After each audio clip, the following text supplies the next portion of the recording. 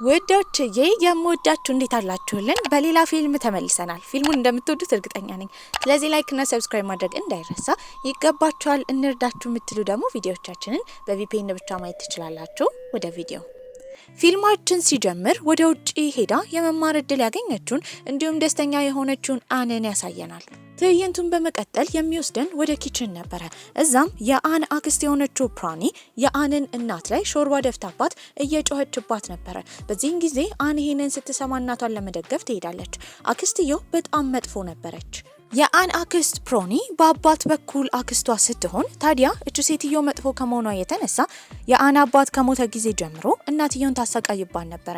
ምክንያት እንደመፍጠርም አሁን ሾርባውን የደፋችባት ስለቀዘቀዘ እንደሆነ እየተናገረች ነበር። በመናደድም አን ሩዝ ነበር አክስቷ ላይ ደፋችባት። ታዲያ የፕራኒ አባት ወይም የአን አያት እጅግ በጣም ሀብታም ነበሩ። የአን አባት እንደ ድንገት በሞተበት ጊዜ ግን የአን እናት አንድ ሚስጥር ታውቃለች። ይህም አባትየው ከዚህ በፊት ሲማግጥ እንደነበረና ከሌላ ሰው ወንድ ልጅ እንዳለው ነበረ። ታዲያ የሷ አያት ደግሞ ለወንድ ልጅ ትልቅ ክብር የሚሰጡና ለሴት ልጅ ደግሞ የበታች ናት ብለው የሚያስቡ ስለሆኑ አሁን አን እዚህ ቤት ውስጥ ተፈላጊ እንዳልሆነች በሷ ፋንታ ኑት የተባለው ከሌላ ሴት የተወለደው ልጅ አስፈላጊ እንደሆነ ፕራኒ እየተናገረች ነበረ። ከዛ በተጨማሪ እቺ ክፉ አክስቷ ኑት ራሱ ወራሽ እንዲሆን አትፈልግም ነበረ። የሷ የራሷ ልጅ ራት የሚባል ነበረ። ታዲያ እሱ በቅርቡ መሪ እንደሚሆን ድርጅቱን እንደሚወርስ እየተናገረች ነው። እነሱ ደሃ እንደሆኑ እየሰደበቻቸው እያንቋሸሸቻቸው ነበረ። በዚህ ሁሉ ነገር የተናደደችው አንም አክስቷን ትገፈትራታለች። እናቷንም ይዛ ወደ ሌላ ክፍል ትሄዳለች። ታዲያ አሁን አሜሪካ ሄዳ የመማር እድል እንዳገኘች ትምህርት ቤቱ ወጪዋን እንደሚሸፍንላት ከዚህ ቦታ ከእናቷ ጋር እንዲሄዱ ልብሷ እንድትሰበስብ እየጠየቀቻት ነበረ። እናትየው ግን ሁሉን ነገር ትታ መሄድ አልፈለገችም። በዚህም ልጇ ብቻዋን እንድትሄድ ነበር የነገረቻት። አንም መጀመሪያ አያቷን ለመሰናበት እሱ ጋር ከሄደች በኋላ ስኮላርሺፕ የመማር እድል እንዳገኘችና በቅርቡ ስኬታ እንደምትሆን እየነገረችው ነበር። አያትየው ግን ሴቶችን የሚደግፍ አይነት ወንድ አልነበረም። እዚህ አርፋ ተቀምጣ በቅርቡ ወደምታገኘው ዩኒቨርሲቲ እንድትማርና በመቀጠል ደግሞ የሱ ድርጅት ውስጥ እንድትቀጠር ነበር የነገራት። አን ግን ይህንን መስማት አልፈለገችም። ያኔ ነበረ ለራሷ ቃል የገባችው። ይህም አያቷን እንደምትበቀለው እየተናገረች ነበረ። በሌላ በኩል ደግሞ ዋና ገጸ ባህሪያችንን ኪዮርን እናየዋለን። ታዲያ በፍቅር ያበደ ልጅ ነበረ። አሁን በጣም የሚወዳት ፍቅረኛ ስላለችው ለሷ ያግቢኝ ጥያቄ ለመጠየቅ ቆንጅዬ ቀለበት ገዝቶ ነበረ። እሷንም እየተጠባበቃት ነው። ፊም በምትመጣበት ጊዜ ግን ባየችው ነገር በጣም ተደናግጣ ነበረ። ግራ የገባት ትመስላለች። እሱም ልክ እንዳያት በደስታ ያግቢኝ ጥያቄ ይጠይቃታል። ቀለበቱንም እጇ ላይ ሊያደርግ ሲል ግን ሌላ ቀለበት አድርጋ ነበረ። በዚህም አጋጣሚ እንዲለያዩ ትጠይቀዋለች። ይሄ ነገር እንግዳ ስለሆነ በጣም ግራ ተጋብቶ ነበር። ልቡን በጣም ይሰበራል። መንገድ ላይ በዝናብ እያለቀሰ እየተራመደ ነበረ። እንዳጋጣሚ ሆኖ እዛው እንቅልፍ ይወስዷል። ታዲያ በዛ ሰዓት ስታልፍ የነበረችው አን ልክ ስታየው በጣም ስላሳዘናት አሻንጉሊት ያለበትን ጥላ ካጠለለችው በኋላ ወረቀት ጽፋ ኪስ ውስጥ ከታለት ነበር ከቦታው ሄደችው። በቀጣይ ቀንም ኪዩር ከእንቅልፉ ሲነሳ ጥላውን ባየበት ጊዜ ደስ ይለዋል። በመቀጠልም ኪስ ውስጥ ያለውን ወረቀት በሚያነብበት ጊዜ ራሱን አቅልሎ እንዳያይ መከበር የሚገባው ሰው እንደሆነ የሚያሳይ ወረቀት ነበር ያነበበው። ከዛ ቀን ጀምሮ ያንን ጥላ በጣም ይንከባከበዋል። ያንን ወረቀት ደግሞ በፍሬም አድርጎ ሁሌ ማንነቱንና ራሱን እንዲያስታውስ እንዲያደርገው ቢሮ ውስጥ ያስቀምጠው ነበረ።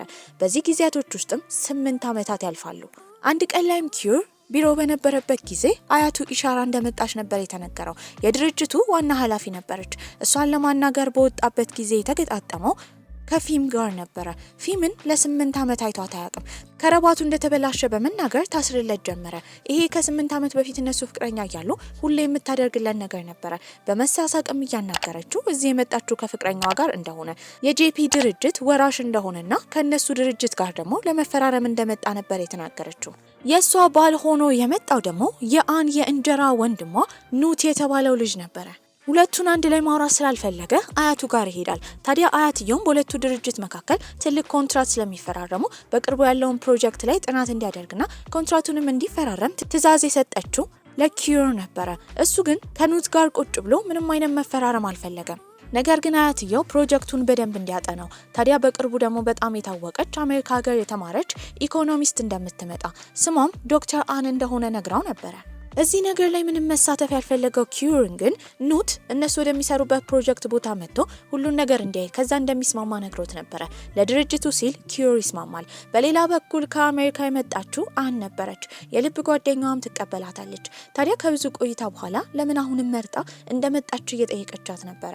አያቷንም ለመበቀል እንደመጣች እየጠየቀቻት ነበረ። እሷ ግን ሰላማዊ ህይወት መኖር እንደምትፈልግ ትናገራለች። አንድ ቀን ምሽት ላይ ውጪ በነበረችበት ጊዜ ከኋላ ጥቁር በጥቁር የለበሰ ሰው እየተከተላት ነበረ። በዚህም በጣም ትደነግጣለች። ስትሮጥ ተከትሏት እየሮጠ ነበር።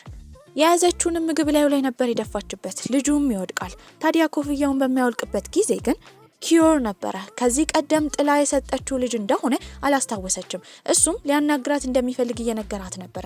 እሱ በዛ ሰዓት ኢርፎን አድርጎ የማታ ሩጫ ስለሚወድ ማታ ላይ እየሮጠ ነበረ። እሷ ግን ከመፍራቷ የተነሳ ጥላው ትሄዳለች። ፊም ደግሞ ባሏ ኑትን ጠርጥራው ነበረ። እየማገጠባት እንደሆነ በመረዳት ቤት ውስጥ ስታጣው እሱ ስልክ ላይ አቅጣጫ መቆጣጠሪያ ስለገጠመች እሱ ያለበት ሆቴል ድረስ ትሄዳለች። ታዲያ ወደ ተባለው ክፍልም ከገባች በኋላ ግን አልጋ ላይ ነበር ያገኘችው። በዚህም በጣም ተናዳ ነበረ። እሱም እንደ ምክንያት ያቀረበው አብራው እያደረች ስላልሆነ በዚህ የተነሳ ሊርቃት እንዳሰበ ነው። እሷ ደግሞ በተደጋጋሚ እየማገጠባት ስለሆነ ከሱ ጋር የማደር ፍላጎት እንዳጣች እየተናገረች ነው። ታዲያ እሱም ይቅርታ ለመጠየቅ ቢሞክርም ልትሰማው አልፈለገችም ነበር። በቀጣይ ቀንም የኪዩርን አያት ኢሻራን ለስራ ለማናገር ነበር ሄደችው። ጄፒ ከተባለው ድርጅት ጋር ለምን አሁን ፕሮጀክቱን ለመፈራረም እንደፈለጉ አጥብቃ እየጠየቀች ነበረ። ታዲያ ከጄፒ ድርጅት ጋር ኮንትራክት ካልተፈራረሙ እነሱ ጠላታቸው እንደሚሆኑ ኢሻራ እያስረዳቻት ነበር። እሷም ወደ ቤቷ ሀገር ሰላም ብላ ልትሄድ ስትል ግን በመኪና እንደ ድንገት የገጫቸው ኪዩርን ነበረ። በዚህም በጣም ትደነግጣለች። ታዲያ እንደ ማታ ያየችው ልጅ ስለሆነ ደግሞ እየተከተላት መስሏት ነበረ። እግሩን በጣም አሞታል። እያነከሰ ስለነበረ እሱ በምላሹ ስልክ ቁጥሯን ታዲያ ልክ ሲያመው እንደሚጠራት ነበር የነገራት። እያመነታችም ቢሆን ስልክ ቁጥሯን ትሰጣዋለች። ታዲያ ጓደኛዋ ጋርም ሄዳ የተፈጠረውን ነገር እየነገረቻት ነበረ። ስለ ልጁ ስትሰማ ወዲያው ጓደኛዋ አውቃው ነበረ። ታዲያ እዚህ አፓርተማ እንደሚኖር ቤቱ ድረስ ሄዳ ደህና መሆኑን እንድታይ ነበር የመከረቻት። በጓደኛዋ ግፊት ምክንያትም የመጀመሪያ እርዳታ መድኃኒት ከያዘች በኋላ እሱ ጋር ትሄዳለች። ሲያያት በጣም ደንግጦ ነበረ። ለሱ ብላ ይሄን ሁሉ ነገር እንዳደረገች ሲረዳ ግን በጣም ደስ ይለዋል። እግሩ ላይም ታክመዋለች። ነገር ግን እዛ አንድ ፎቶ ነበር ያየችው። ፎቶ ላይም እሷ የምትሰራበት ድርጅት ኃላፊ የሆነችው ኢሻራና እሱ አንድ ላይ የተነሱት ፎቶ ነበረ። በእርግጠኝነት በቅርቡ ትተዋወቂዋለሽ የተባለው የድርጅቱ መሪ የሚሆነው ኪዩር እሱ እንደሆነ ገብቷት ነበረ። እሷም እሱ ቤት በነበረችበት ጊዜ የጆሮ ጌጥ ነበር ያገኘችው። የማን እንደሆነ ትጠይቋለች። እሱ ግን የፍቅረኛው እንዳልሆነና የእህቱ እንደሆነ ተናግሮ ነበረ። በቀጣይ ቀንም ወደ ድርጅቱ ስትሄድ አያትየው ታስተዋውቃቸዋለች። እሱም ልክ እንዳያት ከዚህ ቀደም ከአንዴም ሁለቴ ያገኛት ምክንያት እዛ ድርጅቱ ስለመቀጠር እሱም በምክንያት ለማግኘት እየሞከረች እንደሆነ ነበር ያሰበው። እሷ ግን በተደጋጋሚ እንዲህ አይነት ነገር እንደሌለ ይሄንን ያወቀችው ትላንት ፎቶ ስታይ እሱ ቤት ሆና እንደሆነ እያስረዳችው ነበረ። እሱም በቅርቡ አንድ ላይ ስለሚሰሩት ፕሮጀክት እንድታነብ ወረቀቱን ይሰጣታል። ስለ ስራ በደንብ እንዲያወሩ ደግሞ እሱ ቤት እንድትመጣ እየጠየቃት ነበረ። አን መጀመሪያ ላይ ብታመነታም በመቀጠል ግን ትስማማለች። ታዲያ ኪዩር በመቀጠል የሄደው ፊም ጋር ነበረ። ከዚህ ቀደም እሱ ቤት ለረጅም ጊዜ ወድቆ የነበረውን ጆሮ ጌጧን ለሷ ይመልስላታል። እሱን ስላየችው ግን ፊም በጣም ደስ ብሏት ነበር። ያኔ ምሳ ልትጋብዘው ፈልጋ ነበረ። እሱ ግን ከ8 ዓመት በፊት ግንኙነታቸው ስላበቃ አሁን ያገባች ሴት ስለሆነች ባሏ ላይ ትኩረት እንድታደርግ በመናገር ጥሏት ሲሄድ ግን ወዲያው ራሷን ትስታለች። ደምም እየደማት ነበረ። በመደናገጥም ይዟት ሄደው ወደ ሆስፒታል ነበረ። እስክትታከም አብሯት ቁጭ ብሎ ነበረ። ታዲያ ግን ይበልጥ ክትትል እንደሚያስፈልጋት ነበር የተረዳው። ያን ቀን ምሽት ላይ ደግሞ እሱ ቤት እንገናኝ ብሎ አይነን ቀጥሯት ስለነበረ ለረጅም ሰዓት ቁጭ ብላ እየጠበቀችው ነው። እሱም አመሻሽ ላይ ነበር የመጣው። እዛው ተኝታ ነበረ። ከቀረባትም በኋላ ይቅርታ ይጠይቃታል። እራት እንዲበሉ ሲጠይቃት ግን በጣም ተናዳበት ነበረ። ሲለምናትም ተስማምታ እራት ለመብላት ነበር ሄደችው። ታዲያ የጄፒ ድርጅት ኃላፊ የሆነውን ሰውዬ ለማናገርና መረጃ ለመሰብሰብ እንዳሰበች እየነገረችው ነው። እሱም በዚህ ሀሳብ ተስማምቶ ነበረ። በቀጣይ ቀንም የጄፒ ዋና ኃላፊ አያቷ ስለሆኑ እሳቸውን ለማግኘት አስባ ነበረ። ነገር ግን መጀመሪያ ቤት በመሄድ እናቷን ነበር ያገኘቻት። እናትየው አሁን እንደተጎሳቆለች ነበረ። አዲስ ቁስል ደግሞ እጇ ላይ ነበር። ይህን ስትረዳ በእርግጠኝነት ፕራውኒ የተባለችው አክስቷ እንዲህ እንዳደረገች አስባ ነበረ። እናትና ልጅ እያወሩ ነው። እናትየው ከዛ ቤት እንድትወጣ እየጠየቀቻት ነበረ። በዚህ ሀሳብ አሁንም እናትየው አልተስማማችም። እንደ ድንገት ደግሞ መረጃ ለመሰብሰብ ወደዛ ቦታ የመጣው ኪዩር ወሬውን ቢሰማም እንደሰማ ግን ሲያስመስል አልነበረም። ታዲያ እሱም በመቀጠል ይዟት ሄደው ሳን የተባለውን ፖሊስ ጓደኛውን ሊያስተዋውቃት ነበረ። አንድ ላይም ቁጭ ብለው ስለ ጄፒ ድርጅት እያጣሩ ነበረ። ከዛም ከወጡ በኋላ በቅርቡ የጄፒ ድርጅትና የነሱ ኢሻራ ድርጅት አንድ ላይ የሚያዘጋጀው ዝግጅት ስላለ እዛ ዝግጅት ላይ እንድትመጣ ጥያቄ ያቀርብላታል። ይህንን የሰማችው አኒ አያቷን ለመጋፈጫ ጥሩ ሁኔታ ስለሚመቻችላት በዛ ሀሳብ ተስማምታ ነበረ። ታዲያ በቀጣይ ቀንም ቤተሰቦቿን ለማግኘት ነበር ሄደችው። አያትየውና ወንድምየው እሷን ሲያዩት በጣም ደንግጠው ነበረ። በእርግጠኝነት ናፍቄያቸዋለሁ አይደል? ኑትም ለምን እንደመጣች ይጠይቃታል። ምን ማለት ነው? ለምንድን ነው የመጣሽው? እኔስ የቤተሰቡ አካል አይደለሁም እንዴ? እንደ አጋጣሚ ሆኖ እሷና ወንድሟ ቁጭ ብለው በሚያወሩበት ጊዜ ኪዩር አይቷቸው ነበረ። በዚህም የተቀናቃኝ ቡድን የልጅ ልጅ እንደሆነች በተረዳበት ጊዜ ከነሱ ጋር እንደማትሰራ እርግጠኛ ሆኖ ነበረ። በዚህም ሊያባርራት ፈልጓል። እሷንም ሲጠይቃት ግን በተደጋጋሚ ልታስረዳው እየሞከረች ነበረ። የተፈጠረባትን የህይወቷን ታሪክ አንድ በአንድ ትነግሯለች። ያኔ ያዝንላታል። ምን ያህል ትምህርቴ ላይ ጠንካራ ለመሆን እንደሞከርኩኝ አልገባም። ፒኤችዲ ለመስራት ብዙ ለፍቻለሁ። አሁን እዚህ የመጣሁት ደግሞ ሴቶኝ እንዴት ስኬታማ መሆን እንደምችል ለአያቴ ለማሳየት ስለምፈልግ ብቻ ነው። በቀጣይ ቀንም እሱ ተስማምቶ ወደ ዝግጅቱ ነበር ይዟት ሄደው። እዛም ግን የወንዶችን የበላይነት ብቻ የሚያሰፍኑ ሰዎች ነበር የተሰበሰቡት። በዚህ ነገር በጣም ተናዳ ነበር። አያቷም እሷን ሲያገኟቸው በጣም ደብሯቸው ነበረ። በዚህም የትክክለኛ ህይወታቸውንና የስራ ህይወታቸውን እንዲለዩ ታስጠነቅቃቸዋለች። እሳቸውም ተናደው ወደ ቢሮአቸው ነበር የሄዱት። አይንና ኪዩርም ወደ ሆቴላቸው ሲመለሱ እሷ ሻወር መውሰድ ፈልጋ ነበረ። ታዲያ ይሄንን ሆቴል እንደሚቀይሩ እየነገራት ነው። ውስጥ ገብታ ከታጠበች በኋላ ግን ልብሷን እንዳልያዘች ነበር የተረዳችው። በፎጣ ተጠቅልላ ስለምትወጣ አይኑን እንዲጨፍን እየነገረችው ነበረ። እሱም ከጨፈነ በኋላ እንደ ድንገት ይጋጫሉ። በዛ ሰዓት እግሩ ላይ ቁጭ ብላ ነበረ። እሱም አይኗን ሲያያት መጀመሪያ ካያት ጊዜ ጀምሮ ስለወደዳት ይስማታል። ታዲያ ሁለቱም እንከራይ ወዳሉበት አፓርታማ በቀጣይ ቀን ይሄዳሉ። ታዲያ እሱ እቃውን አውጣቶ ስለነበረ ከዚህ ቀደም ያስቀመጠችውን ጥላና የጻፈችውን ጽሑፍ ነበር ያየችው። በዚህም ከ8 ዓመት በፊት ለመጀመሪያ ጊዜ እንዳገኘችው ነበር የተረዳችው። ለእሱም ስትነግረው መጀመሪያ ላይ አላመነም ነበረ። ነገር ግን እጣ ፋንታ አንድ ላይ እንዲሆኑ እንዳደረጋቸው ነበር የነገራት። በሌላ በኩል የባሏ ነገር ስልችት ያላት ፊምም በጣም አዝና ነበረ። ከጓደኛዋ ጋር በምታወራበት ጊዜ ኪዩርን አለመምረጧ፣ ያኔ ኪዩር አግቢኝ ስላት እሱን እምቢ ብላ ኑትን ማግባቷ ጥፋት እንደሆነ እየተናገረች ነው። በዚህም አሁን መልሳ እሱን የራሷ ማድረግ ከፈለገች፣ ጓደኛዋ ደግሞ መጀመሪያ ኑትን ከፈታችሁ በኋላ ኪዩርን እንድታጠምደው ነበር የመከረቻት። በዚህ ሀሳብ ፊም ተስማምታ ነበረ። በቀጣይ ቀንም ኪዩርን ለማግኘት ነበር ሄደችው። እዛም ከሱ ጋር ጊዜ ለማሳለፍ እየሞከረች ነበረ። እሱ ግን እምቢ ነበር ያላት። በዚህም ወዲያው የተጠቀመችው ህመሟን ነበረ። ወደ ሆስፒታል እንዲወስዳት ኑት ሁል ጊዜ በስራ ቢዚ ስለሆነ እንደማይመቸው ነበር የተናገረችው። ድብቅ ሀሳቧን ያልተረዳው ኪዩርም በቀጣይ ቀን እንደሚወስዳት ይነግራታል። በሌላ በኩል ጄፒ ድርጅት ውስጥ የሚሰራው ራት ነበረ። ራት ደግሞ አኒን በጣም የምታሰቃያት ፓውኒንግ የተባለችው አክስቷ ልጅ ነበረ። ታዲያ እዛ የምትሰራ ማራ የምትባል ፍቅረኛ ነበረችው። እዛ ድርጅት ውስጥ የቻለውን ቢያደርግም አያትየው ግን አንድም ቀን እንደ ወራሽ ተንከባክበው ታያቁም ነበረ። እዛ ጄፒ ድርጅት ውስጥ አንና ኪዩር እየሰሩ ነበረ። ያኔ አያትየው ይመጣሉ። እሷ ስራ ላይ ተኩራ ባዩበት ጊዜ የሚያስጨንቃት ነገር ካለ እንድትጠይቃቸው ነበር የነገሯት። እሷ ግን እርዳታቸው እንደማትፈልግ ትናገራለች። በመቀጠልም ቤት ከሄዱ በኋላ ከኤን እናት ስለ ኤን ጥያቄ እየጠየቁ ነበረ። እናትየውም በደንብ ስለ ልጇ በኩራት ስታስረዳ ነበረ። ዲግሪዋን ጨርሳ ፒኤችዲዋን እንደተማረች፣ በዚህም ዶክተር እየተባለች እንደምትጠራ፣ አሁን ትልቅ ስኬት ላይ እንዳለች ነበር የሰሙት። በዚህ ነገር በልጅ ልጃቸው በጣም ኮርተው ነበረ። በዚህም እሷን እራት እዚህ ቤት ውስጥ መጋበዝ እንደሚፈልግ እየተናገረ ነበረ። የራት ፍቅረኛ የሆነችው ማራ ደግሞ ኑትን ለማማለል ትሄዳለች። ታዲያ ኑት ሴቶችን በጣም ስለሚወድ ወጥመዷ ላይ ገብቶላት ነበረ። በጣም ደግሞ አመሻሽ ላይ ቢሮ ውስጥ የነበረው የማራ ፍቅረኛ ራት ሁለቱን አንድ ላይ አይቷቸው ነበረ። ኪዩርም ከአን ጋር አንድ ላይ በመሆን ሳን የተባለውን ጓደኛውን እንዲሁም ደግሞ መርማሪ የሆነችው ፒሳ የምትባለውን የሳንን ጓደኛ ለእራት ጋብዘዋቸው ነበረ። እርስ በርስ ከተዋወቁ በኋላ እነሱ ሳሎን ሆነው እሷ የሚጠጣ ለማምጣት ኪችን ነበረች። በዚህ ጊዜ ስለ ድሮ ፍቅረኛው እያወሩ ትሰማለች። ያኔ ነበረ ፊም ፍቅረኛው እንደነበረችና ለቢሊየነር ሰው ብላ እሱን እንደተወችው ታሪኩን የሰማችው። በቀጣይ ቀንም ፊምን ወደ ሆስፒታል ይዞ ለመሄድ በተቀጣጠሩት መሰረት ሄደው ነበረ። ያኔ ግን አብራ የመጣችው አን ነበረች። በቅርቡ ወደ ባንኮክ መሄዱ ስለማይቀር ትንሽ ጊዜ ከሱ ጋር ማሳለፍ ስለምትፈልግ እንደሆነ ትነግረዋለች። ካለው የድሮ የውስብስብ ህይወት ጋር አሁን እንድትገባ ባይፈልግም አንን ግን አብራው እንድታሳልፍ ፈቅዶላት ነበረ። እነሱን አንድ ላይ የሚያይ አንድ ሰውዬ እየተከታተላቸው ነበረ። ያንን ካየ በኋላ በፎቶና በተለያዩ መረጃዎች በማድረግ ለፊም ባል ኑት መረጃውን ይናገር ነበረ። ፊምንም ሆስፒታል ከወሰዷት በኋላ ኪዩር ይዟት የሄደው ወደ ራሷ ቤት ነበረ። መታወቅ የሚፈልገው ሰው እንዳለ ይናገራል። ታዲያ መታወቅ የፈለገው የእሷን እናት ነበረ። እሷም በደስታ እሺ ብላ ወደ ውስጥ ታስገባዋለች። ከእናትየው ጋርም ጥሩ ጊዜ አሳልፈው ነበር። እናትየውም አሁን ለትንሽ ጊዜ እዚህ ቤት እንድትቆይ እየጠየቀቻት ነበረ። ከአያትየው ጋር አንድ ቤት ውስጥ መኖር ባትፈልግም ኪዮርና እናትየው ሲለምኗት ተስማማለች። ታዲያ እሱም ባንኮክ መሄድ ስላለበት ባንኮክ ወዳለው አፓርተማ በሚሄድበት ጊዜ ሻንጣዋን ይዛዛ የጠበቀችው ፊም ነበረች። እዚህ የመጣችው ለሕክምና እንደሆነ፣ ታዲያ ለትንሽ ጊዜ እሱ አፓርተማ መቆየት እንደምትፈልግ ትነግሯለች።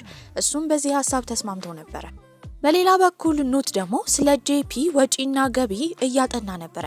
በዚህ ጊዜ የጠፉ ፋይሎችና ኤዲት የተደረጉ ውጤቶች እንዳሉ ነበር የተረዳው። በዚህም ይበልጥ ለማጣራት ያስባል። አያትየው ጋርም በተባለችው መሰረት ምግብ እየተመገበች በነበረበት ጊዜ አንን ከኢሻራ ድርጅት ወጥታ ወደ ጄፒ ድርጅት እንድትቀላቀል እየጠየቃት ነበረ። እሷ ግን ሴትነት የሚጎላው ኢሻራ ድርጅት ውስጥ እንደሆነ፣ ወደ እሱ ብትመጣ ወደ ታች እንደሚያደርጓት እንጂ እንደማታንሰራራ እየተናገረች ነበር። ኑትም እሷ ወደ ቤት ስለመጣች በጣም ደስ ብሎት ነበረ። በመካከላቸው የስራ ልዩነት ቢኖርም ሁለቱ ግን እንደ ወንድምና እንደ እህት የተቀራረቡ ነበሩ። በሌላ በኩል ኪዩርን ለማማለል አጭር በጣም ስስ የሆነ ቢጃማ ለብሳ የመጣችው ፊም ነበረች። እሱ ግን አትጠጊኝ እያላት ነበር። እንዳገባች ሴትም እንድትሆን እየመከራት ነበረ። በሌላ በኩል ኑት ደግሞ ለአኒ በቅርቡ ሊሰበር የደረሰውን የትዳሩን ህይወት እየነገራት ነበረ። ታዲያ ፊም ከሱ ጋር ማደር እንዳቆመች፣ በዚህ የተነሳ ሌሎች ሴቶች ጋር እየሄደ እንደሆነ፣ ታዲያ ይሄንን አውቃበት እሷ ትዳራቸውን ለማስተካከል ከመሞከር ይልቅ ግን አሁን ለፍቺ እየተዘጋጀች እንደሆነ እየተናገረ ነበር። የኪዩር አፓርተማ አጠገብ የአን ጓደኛ የራሷ ቤት ስላላት እንደ ድንገት በዛ በምታልፍበት ጊዜ እሱ አፓርተማ ድምጽ ሰምታ ነበረ። የሴት ድምጽ ስለሆነ በእርግጠኛነት ጓደኛዋ አን እንደመጣች ነበር ያሰበችው።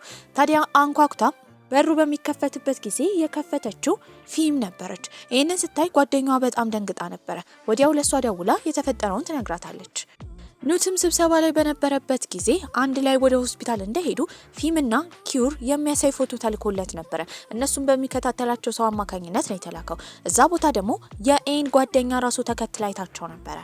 ያንን ፎቶ ያየው ኑትም ከመናደዱ የተነሳ ለሚስቱ ነበር የደወለላት። እሷም የት እንደሆነች ስትጠየቅ ሁሌ ስትናደድ ወደምታሳልፍበት የነሱ ሪዞርት ወደ ሆነ ሆቴል ሄዳ እዛ እየተዝናናች እንደሆነ ነበር የተናገረችው። መዋሸቷ ይበልጥ ያናድደዋል። እንደተለመደው እሱ ቤት ነበረች። ምግብ አዛ ስለነበረ እየተንኳኳ ነው። በዚህም ፊም በሩን ለመክፈት በሄደችበት ጊዜ በሩ ጋር የቆመችው ኤን ነበረች። እኔ እኮ አልገባኝም። አንቺ ባለትዳር አይደለሽ? ፍቅረኛ ያለ ሴት ቤት ምን ትሰሪያለሽ? አረ እባክሽ ሌላ የለሽም? እኔ እኮ የቀድሞ ፍቅረኛው ነኝ። ታዲያ ምንም የማድረግ ደግሞ መብት አለኝ። እሱን ለምን እንደቀረብሽው አውቃለሁ። የራስሽ ቤተሰቦች አውጥተው ሲጥሉሽ ሌላ ሀብታም ሰው ፈለግሽ። ታዲያ እሱን ለማጥመድ እየሞከርሽ ነው አይደል? እንደዛ ልትያቺ፣ ምክንያቱም ተሳስተሻል። እኔ ቤተሰቦቼን በፍቃዴ ትቼ ሄድኩኝ እንጂ እነሱ አውጥተው አልጣሉኝም። የተናደደችው ፊምም ቀጥታ ያሳየቻት ሁለቱ ሲተቃቀፉ የሚያሳይ ፎቶ ነበረ። አንም በድንጋጤ እያለቀሰች ጓደኛዋ ጋር ትሄዳለች። ይህን ሁሉ ነገር የሰማችው የእሷ ጓደኛ ኬት ግን ችግሩ ያለው ፊም ጋር እንደሆነ፣ እሷ በሽተኛ ስለሆነች በሽታዋን አመሃኝታ ኪዩርን እያጠመደችው እንደሆነ፣ ታዲያ ከሱ ትክክለኛ እውነታ ሳትሰማ ዝም ብላ እንዳትደመድም እየመከረቻት ነበር። እሱ በተመሳሳይ ሰዓት የነበረው ኢሻራ አያቱ ጋር ነበረ። ታዲያ ለሷም ሲነግራት የነበረው አንን በጣም እንደወደዳት ነው። አንን መጀመሪያ ስታያት ከጥንካሬዋ ከሴትነቷ የተነሳ አያትየው ስለወደደቻት ግንኙነታቸውን ፈቅዳላቸው ነበረ። እሱም ወደ ቤቱ በሚመለስበት ጊዜ በፊም ፋንታ እዛ ያገኛት ኤንን ነበረ። ታዲያ ፊምንም ከቤት እንዳባረረቻት፣ ያ ደግሞ መደረግ ያለበት ትክክለኛው ነገር እንደሆነ ትናገራለች። ለምን እንደዋሻት እየጠየቀችው ነበረ። እሱም ለፊም ከማዘኑ የተነሳ እንደሆነ፣ ከዚህ በኋላ እንደማይዋሻት በመናገር በተደጋጋሚ ይቅርታ ይጠይቃታል። በሌላ በኩል ኑት ደግሞ ድጋሚ መረጃውን እየሰበሰበ ነበረ። ጄፒ ድርጅት ውስጥ የአካውንቲንግ መረጃ ያላቸው ወረቀቶች እየጠፉ እንደሆነ ነበር የተረዳው። በእርግጠኝነት ሆን ብሎ አንድ ሰው ትርፍ በሚገኝበት ጊዜ ያንን ትርፍ ገንዘብ እያሸሸ እንደሆነ ነበር የተረዳው። ምርመራ ለማድረግ ሄዳ ስለነበረ ፊም ከሆስፒታል ስልክ ይደወልላታል። በዚህም እርጉዝ እንደሆነች ነበር የተነገራት። ይህንን እውነታ ለኑት መናገር አልፈለገችም። ኪዩርና አንም ወደ አንድ ከተማ ሄደው ነበረ። እዛም ታዋቂ የሆነ የድርጅት ኃላፊ ከነሱ ድርጅት ጋር እንዲሰራ ለማድረግ ነበረ። ኑት ደግሞ ያዘዘው ሰውዬ እነሱን እየተከታተላቸው ነው። ወዲያው ይህንን መረጃ በሰማበት ጊዜ ከጄፒ ድርጅት ተቀድሞ የኢሻራ ድርጅት ለመፈራረም ስለሄደ ኑት በጣም ይናደዳል። አያቱም ተቆጥተውት ነበረ። ታዲያ በቀጣይ ቀን እነሱ ወዳሉበት ከተማ ይሄዳል። ነገር ግን ረፍዶ ነበረ። እነሱ ተፈራርመው ጨርሰዋል። በሁሉም ነገር የተናደደው ኑትም ኪዩርን ማውራት እንደሚፈልግ ነበር የተናገረው። የእነሱ ኢሻራ ድርጅት ከጄፒ ድርጅት ጋር መስራት እንዳለበት እየነገረው ነው። ኪዩር መጀመሪያ ላይ ባይስማማም እሱ ፕሮጀክቱን ካሳያቸውና ወረቀቱን ካነበቡ በኋላ በስራው በጣም ተገርመው ተስማምተው ነበረ። አመሻሽ ላይም እሱ ወደ ከተማ በተመለሰበት ጊዜ ልብሷን ለመውሰድ የመጣችው ፊም ነበረች። አሁንም ልክ እንደ ልጅ ይጨቃጨቁ ጀመረ። በዚህ አጋጣሚ ፊም ኑትን ልትፈታው እንደምትፈልግ ነበር የነገረችው። በመቀጠልም ኑት አያቱን ለማናገር ነበር ሄደው 30% ትርፍ ቢያገኙም ሁሉ ጊዜ ትርፉ ገንዘቡ እየጠፋ እንደሆነ ታዲያ እሱ ከፈረመው ለምን ብሩ የት እንደሄደ አያትየው እየጠየቁ ነው። በተደጋጋሚ ይቅርታ ይጠይቃል። ነገሩን የተው ቢመስልም በድብቅ ለመመርመር ነበር ያሰበው። እነ አንም ከጓደኛቸው ጋር ምግብ እየበሉ ነበረ። አንድ ጥቁር በጥቁር የለበሰ ሰውዬ ግን በተደጋጋሚ እነሱ ላይ ትኩረት አድርጓል። ያኔ ያአን የራሷ የግሏ ጠባቂ የሆነው ኮን የሚባለውም ሰውየውን ለማጥቃት ሞክሮ ነበረ። በዚህም ሁለቱ ሰዎች ሲደባደቡ እንደ ድንገት ግን ኪዩር ላይ እጁ ላይ ይተኮስበታል። በዚህም እሱ ላይ የተኮሰበትን ሰው ለማሳደድ ቢሞክሩም በቀጣይ ቀን ፖሊሶቹ ሲናገሩ የነበሩት ሰውየው ሞቶ እንደተገኘ ነበረ። አንም በንዴት ወንድሟን ለመጠየቅ ነበር የሄደችው። እሱ ላይ እንዲተኮስ ያደረገው እሱ እንደሆነ ጠይቋለች። በመቀጠልም ፊምን መታ ተመሳሳይ ጥያቄ ነበር የጠየቀችው። ፊምን ለማውራት ወደ ውጪ ከወሰዳት በኋላ ኪዩርን ለመጉዳት ምንም አይነት ፍላጎት እንደሌለው እየተናገረ ነበረ። ሁለቱ ሲጨቃጨቁ ተደብቆ ሲሰማ የነበረው ራት ግን ፊቱ ላይ ትልቅ ደስታ ይታይ ነበረ። በዚህም እሱ ነበረ ኪዩር ላይ እንዲተኮስ ያዘዘው። ይህንን ያደረገው በኢሻራ ድርጅትና በጄፒ ድርጅት ውስጥ ትልቅ ፍትጊያ እንዲፈጠር ስለሚፈልግ ነበረ። አያትየውና አንም በተፈጠረው ነገር እየተጨቃጨቁ ነበረ። ታዲያ እናቷም ስለሷ በጣም ስለተጨነቀች ራሷ እንድትጠብቅ ትመክራታለች። ኢሻራም በቀጣይ ቀን የሄደችው አያትየው ጋር ነበረ። በሁለቱ ድርጅት መካከል ምንም አይነት የስራ ስምምነት እንደማይኖር፣ ይህም የሆነው ደግሞ ልጇ ላይ የተኮሰባት ሰው ማን እንደሆነ ሲታወቅ ብቻ እንደሆነ፣ የመጀመሪያ ተጠርጣሪ ደግሞ የእሳቸው የልጅ ልጅ ኑት እንደሆነ እየተናገረች ነበረ። ሰውየው ግን በዚህ ጭራሽ ሊያምኑ አልቻሉም። በሌላ በተመሳሳይ ሰዓት ደግሞ ኑትና ፊም እየተጨቃጨቁ ነበረ። እሷ በእርግጠኝነት ይህን ያቀናበረው ኑት እንደሆነ ብታስብም እሱ ምንም እንዳላደረገ እየተናገረ ነው። ፖሊሶቹም ጥቃት የፈጸመው ሰው ማን እንደሆነ ለማጣራት እየሞከሩ ነበረ። የመጀመሪያ ተጠርጣሪ የሆነው ኑት ጋር ይሄዳሉ። እሱም ከዚህ ቀደም ከፊም ጋር ባለው ግንኙነት ከኪዩር ጋር ተጣልቶ እንደነበረ፣ ነገር ግን ከዚህ ነገር ጋር ምንም አይነት ግንኙነት እንደሌለው ይናገራል። ኪዩር ላይ ቢተኮስበትም አሁንም ሙሉ ጤነኛ ነበረ። ነገር ግን ሁለቱ በሚያወሩበት ጊዜ ወደ አንድ ቦታ ሊወስዳት እንደሚፈልግ ይናገራል። ወደ ባህር ዳርቻ ከወሰዳትም በኋላ እንደሚወዳት ነበር የነገራት። በዛ አላበቃም። ቀለበት ካወጣ በኋላ የአግቢን ጥያቄ ይጠይቃታል። እሷም በጣም ወደው ስለነበረ ተስማማለች። እነሱም እርስ በርስ ቤተሰቦቻቸውን ያስተዋውቃሉ። አሁን በእጮኝነት እንዳሉ ቶሎ ብለው እንዲጋቡ እየመከሯቸው ነበረ። ፊምና ኑትም እንደተለመደው እየተጨቃጨቁ ነው። በዚህ አጋጣሚ ግን እሷ እርጉዝ እንደሆነች ያንን ልጅ ግን እንደማታሳድገውና ልታስወጣው እንዳሰበች፣ ይሄ የሆነው ደግሞ ባለባት ካንሰር በሽታ አማካኝነት እንደሆነ ዶክተሮቹ ይሄ ከቀጠለ እሷ ላይ ከባድ አደጋ እንደሚደርስባት ነግረዋት ነበረ። ይህንን ስታሳውቀው በሰማበት ጊዜ ግን ልጅ መኖሩ ብቻ ደስታ ፈጥሮበት ነበረ። ታዲያ ያ ልጅ ከሱ ባይሆን እንኳን ሊያሳድገው ፍቃደኛ እንደሆነ ይነግራታል። ምክንያቱም ከዚህ ቀደም ብዙ ጊዜ ልጅ ለመውለድ ሞክረው ነበረ። እሷ ከዚህ ንግግር የተረዳችው ከሷ ይልቅ ሆዷ ውስጥ ያለውን ልጅ እንዳስበለጠ ነበረ። ልጁንም እንደማትወልደው በመናገር ተናዳ ትወጣለች። ውጪ ያገኘችው ኪዩርን ነበረ። በዚህም እየሮጠች ሄዳ ታቅፏለች። ታዲያ ስቅስቅ ብላ እያለቀሰች እንዲረዳት፣ አሁን ያለችበት ሁኔታ በጣም ከባድ እንደሆነ፣ በዚህም ወደ ሪዞርቱ እንዲወስዳት ማድረስ ብቻ እንደሆነ እየነገረችው ነበረ። ይህም በሰማበት ጊዜ በእርግጠኝነት ሁለቱ አንድ ላይ ከታዩ ይህን እንደምትናደድበት ስለሚያውቅ ለእሷ ለመደወል ቢያስብም እሷ ግን ወዲያው ስልኩን ትይዝበትና እንዲህ አይነት ድራማ እንዲፈጠር እንደማትፈልግ አድርሷት እንደሚመለስ እየነገረችው ነበረ። በዚህ ሀሳብም እሱ ይስማማል። ኑትም ለማናገር ሄደው ራት ጋር ነበረ። ታዲያ እስከዛሬ የትርፉን ገንዘብ ከድርጅቱ የሚቦጠቡጠው እሱ እንደሆነ እንዳወቀበት፣ በዚህም በሁለት ቀናት ውስጥ ነገሩ እንዲያስተካክል ካልሆነ ለአያትየው እንደሚናገር ይነግሯል። ራትም በመጨረሻ ስለታወቀበት በጣም ደንግጦ ነበረ። ወሬው እንዲቀየስ ለማድረግም የተናገረው ነገር ፊምና ክሩ አንድ ላይ የሄዱት ወደ ሆቴሉ እንደሆነ ነበረ። ይሄንን ሲሰማ ኑት በጣም ይናደዳል። ወዲያው ሽጉጡንም ካወጣ በኋላ እነሱን ለመጋፈጥ ለመሄድ አስቦ ነበረ። እሷንም እንደተባለው ወደ ሆቴሉ ያደርሳታል። ነገር ግን ከባድ ዝናብ እየዘነበ ነው። በዚህም አብሯት እንዲቆይና ዛሬን እንደፈራች እየጠየቀችው ነበረ። የሚመለስበት መርከብ ላይ እራሱ ችግር ስለተፈጠረ እሷ ደግሞ በተደጋጋሚ ስለ ህመሟ ስታወራ ስለነበር ምንም ማድረግ ስለማይችል ይስማማል። በተመሳሳይ ሰዓት ደግሞ አይን በጣም ተጨንቃ ነበረ። ምክንያቱም የኪዩር ስልክ ጭራሽ አይሰራም። ከዚህ ቀደም ሁለቱ አንድ ላይ ወደ መኪና ሲገቡ ስላየቻቸው በጣም ተጠራጥራ ነበር። በቀጣይ ጊዜም ፊም ከባድ ነገር ነበር የሰማቸው። ይህም ባሏን ኑት እንደሞተ ይነገራታል። ይሄ በቤተሰቡ ዘንድ ትልቅ ሀዘን ፈጥሮ ነበር። አያትየውም ልባቸው ይሰበራል። በዚህም ከአስክሬኑ ጋር ትንሽ መቆየት ስለሚፈልጉ ሁሉም ሰው እንዲሄድላቸው ጠይቀው ነበር። በሌላ በኩል ኪዩር ደግሞ አንን ለማሳመን እየሞከረ ነው። በሱና በፊም መካከል ምንም እንደሌለ ፊም በበሽታው አማካኝነት እየተጠቀመችበት እንደሆነ ቢናገርም አሁን ወንድሟ ስለሞተ በእርግጠኝነት የወንድሟ ሞት ላይ እጁ ይኖርበታል ብላ ስለጠረጠረች ልታናግረው እንኳን ስላልፈለገች ቋን ሰብስባ ከሱ ቤት ትወጣለች። ሁሉንም ደግሞ ለመንገር የሄደችው ጓደኛዋ ኬት ጋር ነበረ። ታዲያ እሷም ስትነግራት የነበረው ቶኒ የተባለ ልጅ አሜሪካ ትምህርት ቤት አብረው እንደተማሩና አድራሻዋን ለማወቅ ደውሎ እንደነበረ ትነግራታለች። ስለሱ ስትሰማ ትንሽም ቢሆን ደስ ብሏት ነበር። ኮን የተባለው ልጅም እሷ አደጋ እንዳይደርስባት እንዲጠብቃት አያትየው አዘውት ነበር። ታዲያ አያትየውም አሁን በክሪውና በአን መካከል ግንኙነት እንዲኖር አልፈለገም ነበር። በበኩሉ ክሪው እሷ ጋር ከመጣ በኋላ በተደጋጋሚ ይቅርታ ይጠይቃታል። ራሱን ለማስረዳት እየሞከረ ነበር። እሷም እምቢ ብላ ልትሄድ ስትል ወዲያው የሰማችው የእሷን ድምጽ የሚጠራውን ከዚህ ቀደም አብረው የተማረችውና የሰራችውን ቶኒ የሚባለውን ልጅ ነበር። በደስታም ያቅፋታል። እንደናፈቃትም እየነገራት ነበር። ይህንን ያየው ክሪውም በቅናት ፍጥጥ ብሎ ከማየት ውጪ ምንም ነገር ሊመልስ አልቻለም። በሌላ በኩል ራት ደግሞ ኤን በቅርቡ የድርጅቱ ፕሬዝዳንት እንድትሆን አያትየው ለማድረግ እንዳሰቡ በሚሰማበት ሰዓት በጣም ይናደዳል። እስከዛሬ እሱ ፕሬዝዳንት የሚሆን መስሎት ነበር። ታዲያ ከሷ ጋርም ሄዶ ግብ ፈጥሮ ነበር። እሷ ግን ምንም ቢሆን እያሰበችበት እንደሆነና ገና እንዳልወሰነች ትናገራለች።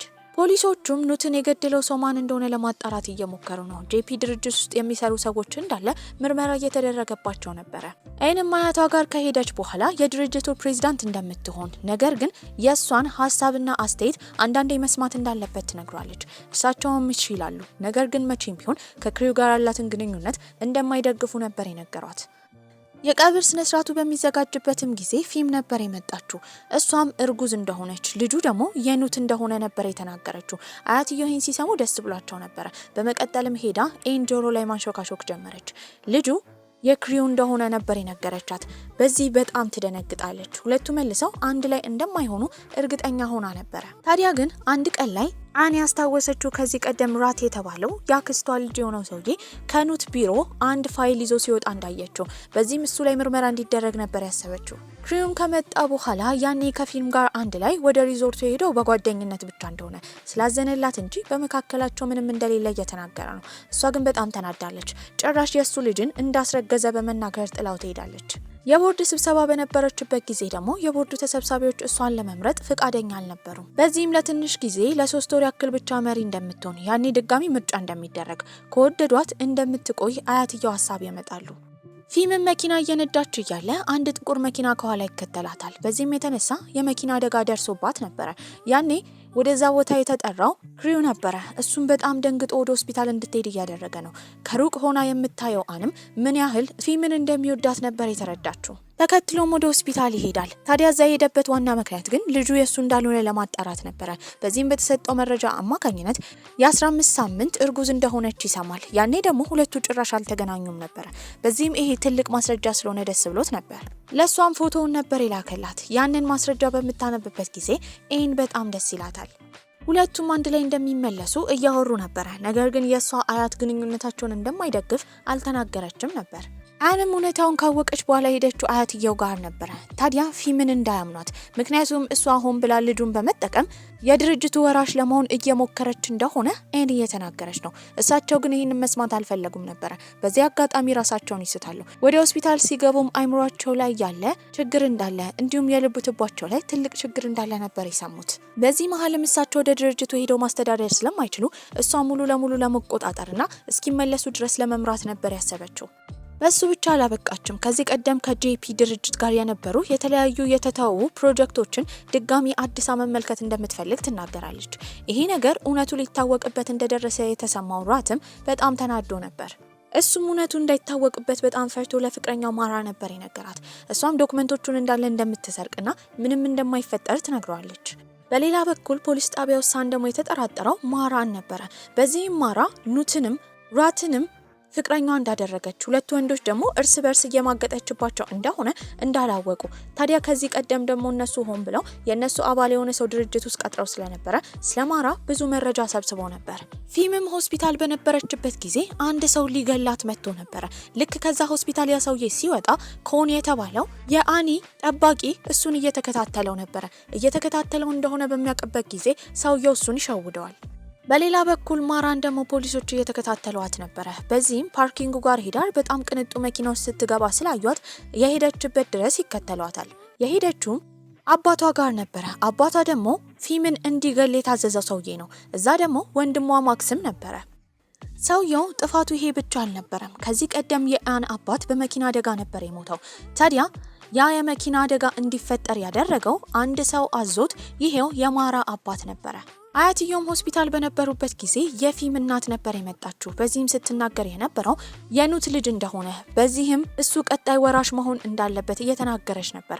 አያትየው ምንም ማድረግ ስለማይችሉ በዚህ ሀሳብ ይስማማሉ።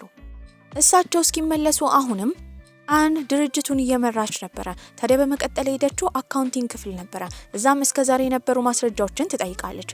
ታዲያ አካውንቲንጉን በመደናገጥ ወረቀቶቹ እንደጠፉ ቢነግራትም ምንም ቢሆን ሁሉንም መረጃ እንደምትፈልግ ነበር የተናገረችው። ምንም ማድረግ ስለማይችልም ይሰጣታል። በዚህ ድንጋጤ ውስጥ ሆኖ የደወለለት ለራት ነበረ። ታዲያ ራት ይሄንን ሲሰማ ከዚህ በኋላ የሱ ችግር እንዳልሆነ ተናግሮ ነበረ። አካውንቲንግ የሚሰራውም ሰውዬ በእርግጠኝነት ራት እስከዛሬ እንዲያጭበረብር ካደረገው በኋላ አሁን አደጋ ሲደርስ እንደሸሸና ብቻውን እንደተወው ነበር የተረዳው።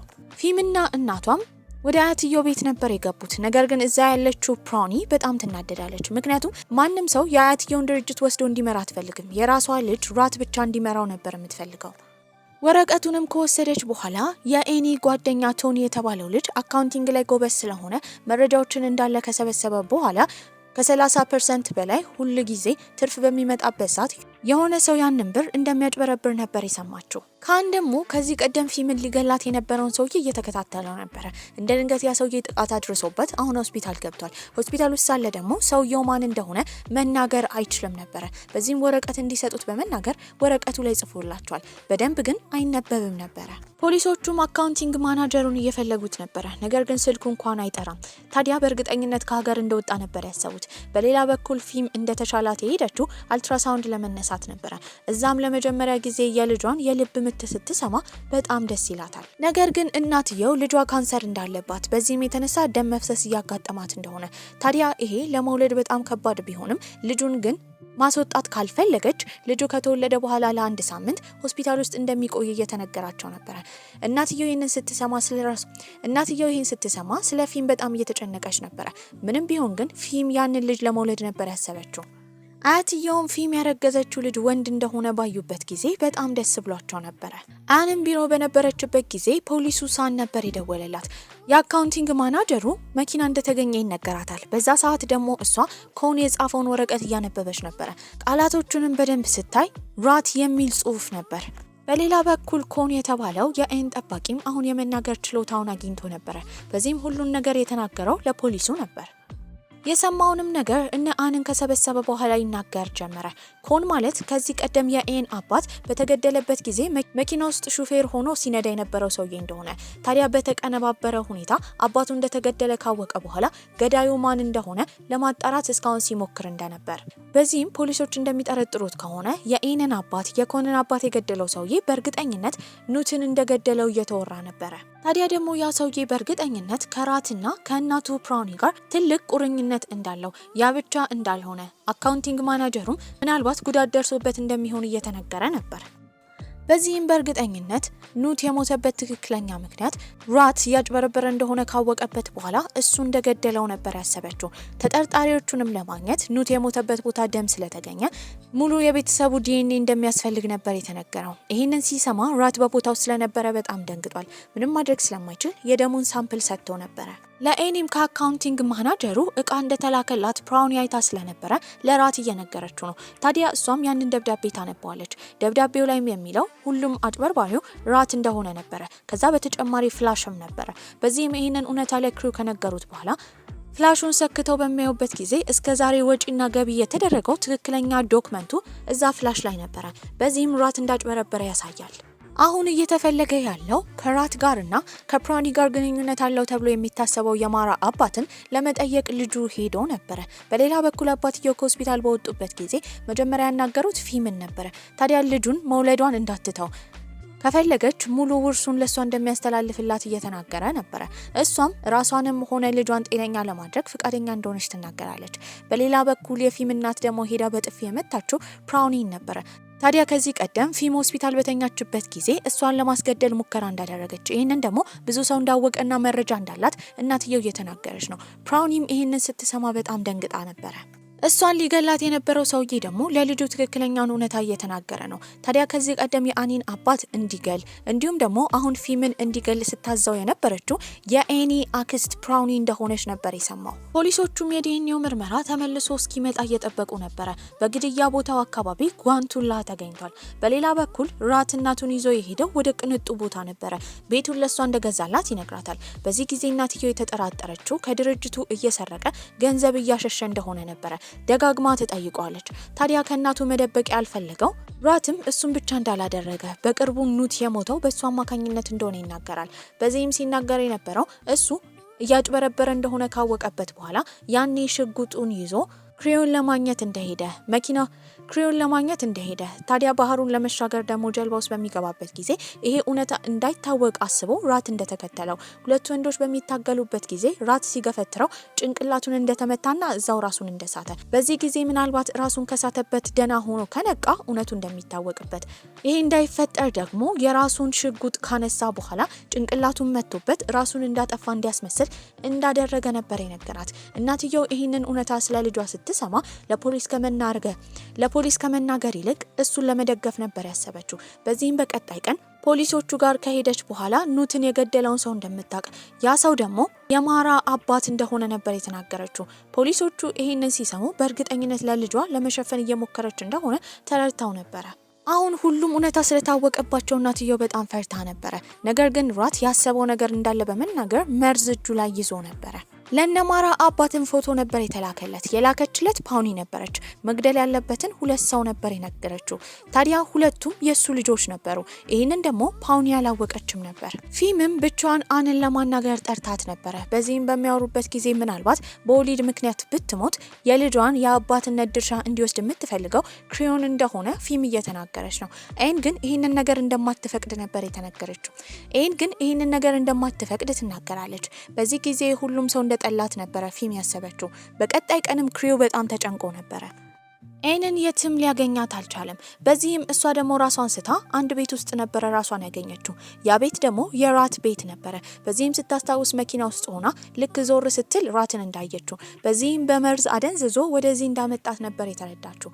ታዲያ ከዚህ ቀደምም እናትየው እሷ ስልክ ላይ አቅጣጫ መጠቆሚያ ገጥማባት ስለነበረ ቀጥታ ለፖሊሶቹ ነበረ ስልኩን የሰጠችው። ወዳለችበት አድራሻ በሚካሄድበት ጊዜ ግን ቤት ውስጥ አልነበረችም። ከዛ ቦታ ራት እያሸሻት ነበረ። እንዳጋጣሚ ሆኖ በፖሊሶች ጥብቅ ክትትል መኪናውን እየነዳ በቁጥጥር ስር ማዋል ችሎ ነበር። በሌላ በኩል ፊም ደግሞ ድሮ ከክሪው ጋር ያሳለፈችውን ጊዜ እያሰበች ነበረ። በዚህም በህይወት መኖር አልፈለገችም። ራሷን ለማጥፋት አስባ ነበረ። ታዲያ መኪናዋን ይዛ ወደ ድልድዩ ትሄዳለች። ወዲያው ግን ያስታወሰችው የልጇን የልብ ምት ነበረ። ታዲያ ለመተው በምታስብበት ጊዜ ግን መኪናውን ያቆመችበት ቦታ በጣም አደገኛ ስለነበረ አንድ የከባድ ጭነት አሽከርካሪ ሰውዬ በመኪናው ይገጫታል። በዚህም ተፈጥፍጣ የወደቀችው ከድልድዩ ስር ነበረ። በዚህ አጋጣሚ እሷ መትረፍ አልቻለችም። ነገር ግን ልጇ ተወልዶ ነበረ። ታዲያ የሞቱትን እያስታወሱ አያትየው ሲያስቡ የነበሩት በራሳቸው ጠባብ አስተሳሰብ አማካኝነት ብዙ ሰው እንዳጡ ነበረ። የፊም እናት ራሱ የጥፋተኝነት ስሜት ተሰምቷታል።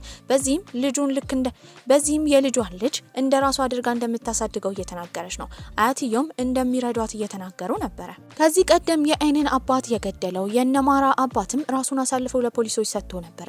ቶሎ እንለቀቃለን ብለው ያሰቡት ፓውኒና ልጇ ራት መረጃ እንዳልተገኘባቸው ቢያስቡም አሁን ግን እሱ ማኝ ስለነበረ ብዙ መረጃ ሰጥቶ የሞት ቅጣት እንዲፈረድባቸው የሚያደርስ ወንጀል እንደሰሩ ተረድተው ነበረ። ሁለቱ ፍቅረኛሞች አሁን ነፃ ነበሩ። በዚህም ኤንን ይዞ ክሪው የሄደው ወደ ባንኮክ ነበረ። እዛም የገዛላትን ለአኒቨርሳሪያቸው ቤቱን እያሳያት ነበረ። ወደ ውስጥ ስትገባ ቦታው በፊኛ እንዲሁም በአበባ ተሞልቶ ነበረ። ታዲያ እሱም ለዘላለም አብሯት መሆን እንደሚፈልግ እየተናገረ ነው። በዚህ አጋጣሚ የራሷን ስጦታ ትሰጠዋለች። ይሄም እርጉዝ እንደሆነች የሚያሳይ ነበረ። ሁለቱም በጣም ደስተኛ ይሆናሉ። ሰርፕራይዝ ለማድረግ የመጡ ጓደኞቻቸውን በእነሱ ደስታ ተደስተው ነበረ። በዚህ ቆንጆ አስተላለቅም ይሄ ምርጥና እጥር ምጥና ያለ ፊልማችን እዚህ ላይ አብቅቷል። በሌላ ፊልም እንገናኛለን። እናንተ ሰብስክራይብ ማድረግ እንዳትረሱ። ደህና ቆዩልኝ።